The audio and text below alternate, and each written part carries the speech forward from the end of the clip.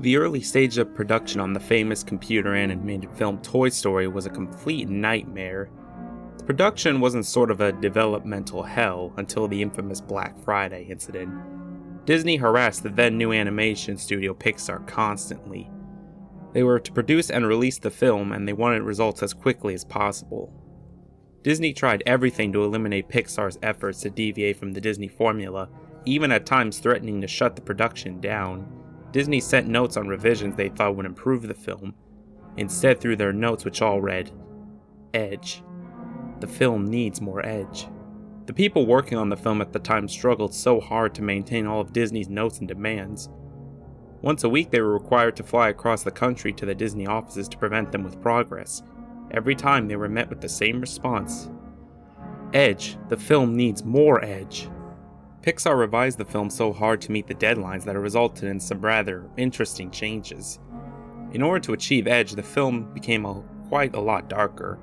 Woody became a wildly unlikable character, much more angry and far less comedic than in the final film. Bo Peep's role in the story was far more prevalent, almost flirtatious toward the other male characters, and is the first to accuse Woody of pushing Buzz out the window. Buzz Lightyear was referred to at this point in production as Lunar Larry. He's highly reminiscent of an older superhero, talking in a deeper voice, and is even more delusional and ignorant of his surroundings. The other toys are relatively unchanged, save for minor aesthetic differences.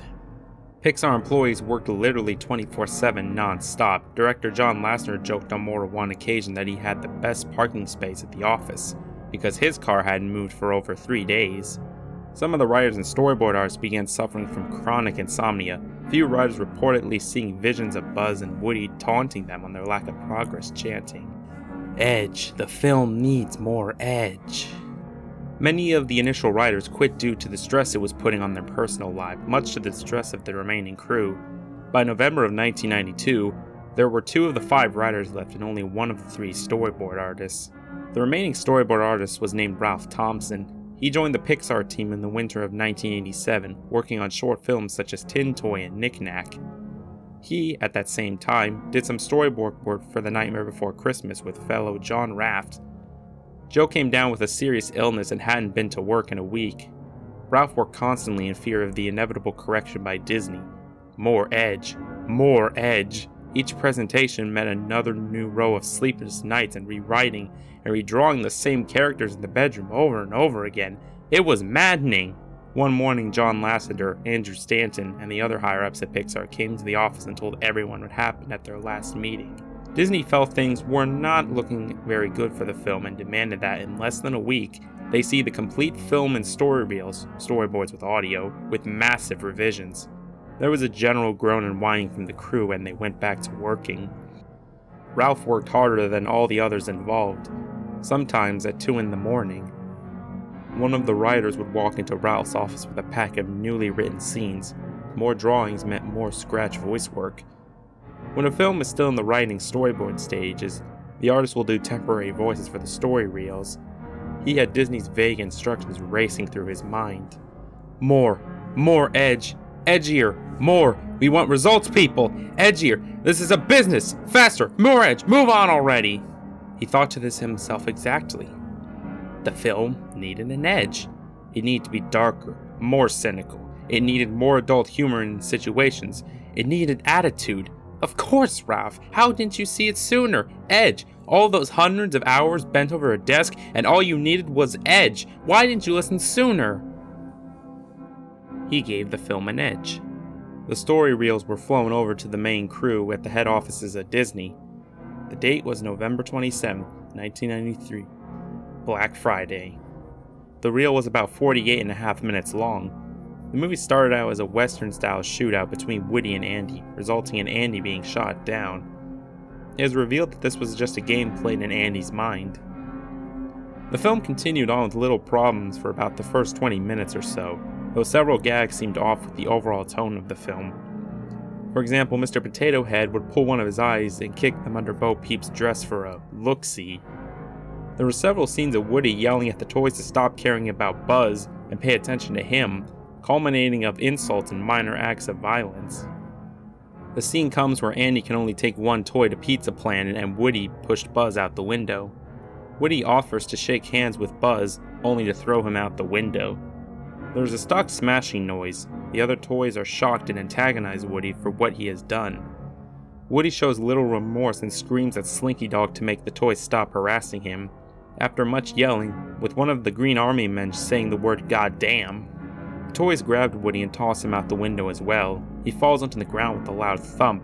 Cheering is heard from the interior of the house. The quality of the storyboards becomes less refined and almost looks like chicken scratch. Woody gets up and sees Buzz. Buzz's body shattered on impact. His arms and legs were broken off and located only a few inches away. There was a large crack in the middle of his chest revealing a mess of buttons and wires inside. He gave off sort of an electrical twitch motion in his head. His eyes looked like as if they were about to pop out of their plastic sockets. The twitching stops after a few moments as Woody looked in fear as to what he's done to Buzz and runs off. There's a jump cut to the scene where the two get stuck in a claw machine. The storyboard art is back to its normal level of quality. The machine is filled with sunglass-wearing pizzas as opposed to the aliens in the finished movie. Buzz is completely unharmed and intact. The scene is almost verbatim to the final film. Sid, the antagonist in control of the claw, was wearing a yellow t-shirt and smoking 3 cigarettes at once. The claw grabs Woody and Buzz, pulling them to the clutches of Sid. There is another jump cut, once again returning to the chicken scratch style of artwork. The scene is inside of Sid's room. Woody looks around the room in fear. He tiptoes around the room and collapses after seeing one of Sid's mutated toys. The reel then jump cuts to another unrelated test animation of the characters running. A few seconds of Buzz running in place, a few seconds of Woody running, and nearly a minute of the two of them running together. The footage appeared distorted and Spanish text was presented on the screen. It looked like clay models that got life. No one friends life or see. There now comes a shot of a completely naked Woody with anatomically correct features standing in front of a black background and the trademark Pixar ball rolling around the distance. The animation was now in the traditional style of a typical 2D Disney film. Woody stares directly into the camera while his flesh begins to rot away with the exception of his eyes, which remain intact. Woody begins to moan in a low voice. What remains of his lips curls into a smile, bits of his flesh peeling off as this happens. He lifts off his decomposing arm and manually waves into the camera. His fingers dig into his eyes, dark blood oozes out of their sockets. Woody begins to scream and growl. "Don't you want it? Don't you want it? Don't you love it?" He digs so deep as to begin to rip the entire top half of his head off. Woody gives a sigh of relief as he begins eating the flesh off his skull before tossing it aside. He writes the word "edge" on the screen with his rotting fingertips. The remaining 15 minutes of the reels were pencil scribbles accompanied by the shrill screams of a young woman. The word "edge" was burned into the projection screen. The screening ended in complete silence. Chairman of Disney at the time, Jeffrey Katzenberg, walked out of the screening, quietly telling his colleagues, "Notes." They were all following on the notes as we were giving them.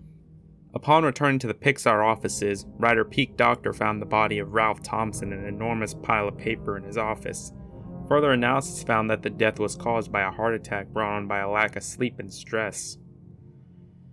The papers were all storyboards and animation cells of the final coherent scene of Woody, while the word "edge" scrawled on the back of each one. Following the Black Friday screening, Disney had become far less involved with the film, to which Pixar was finally given the freedom to make the film their way. The film went on to be a huge success with critics and at the box office. The Black Friday incident today still remains very much a mystery. There is a short bonus feature on the Toy Story Blu-ray about this incident, curiously not mentioning the more notable scenes. It can also be found on YouTube for anyone who is curious to see the whitewashed history. Disney produced the short documentary to avoid discussing the incident. If you contact them about it, you will be instead redirected to the Blu-ray's Amazon page, if you even get a response at all.